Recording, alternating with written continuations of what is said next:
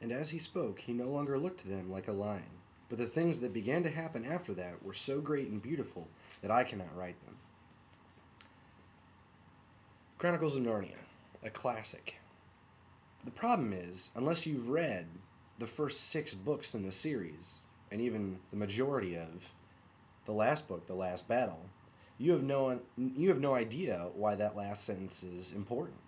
You have no idea why it's such a momentous thing that Lucy and Edmund and all the others aren't leaving Narnia this time.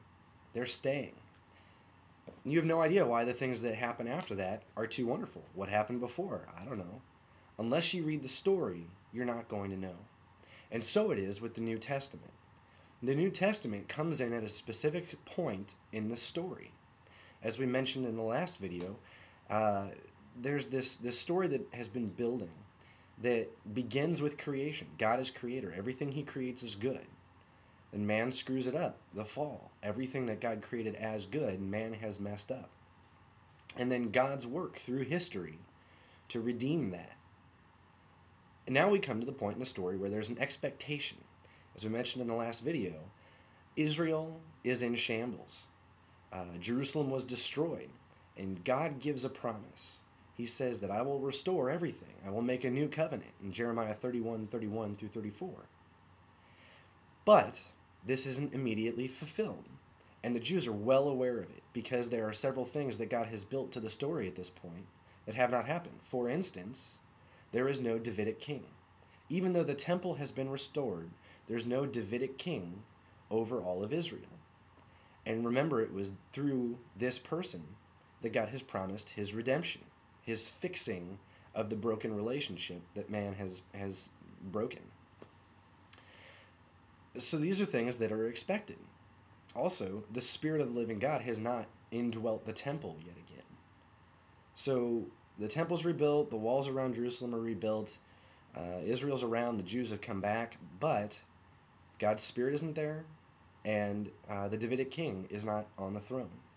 So when we come to Matthew, Matthew's audience is largely Jewish. And so he writes in ways that are to shape the Jewish mind.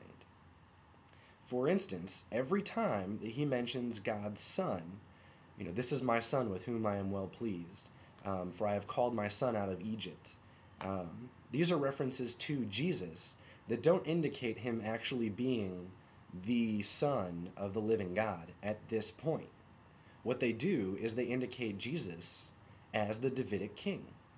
Because in 2 Samuel 7, God tells David that his son will be like a son to the living God. And from that point on, the Jews always referred to the Davidic king as the Son of God, as God's Son. So when we get to Matthew's recounting, when he talks about God's Son, Peter says, "You are God's Son."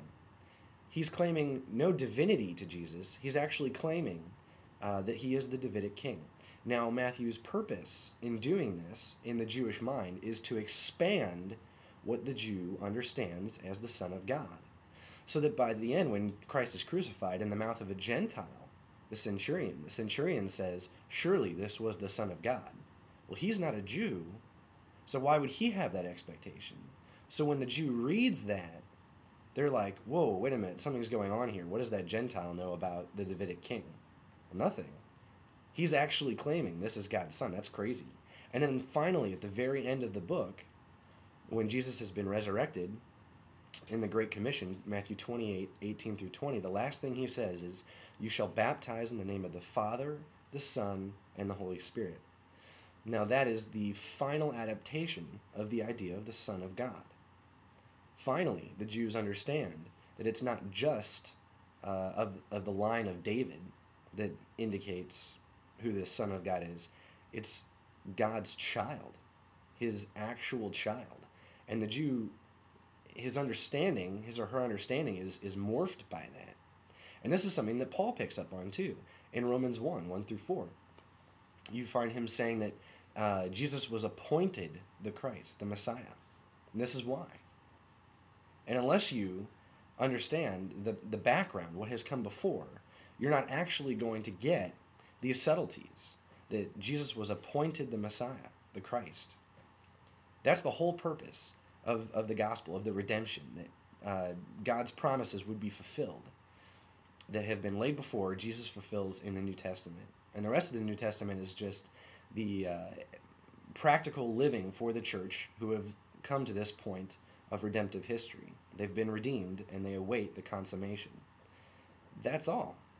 So, thanks for tuning in over this series, and I guess we'll see you guys next video.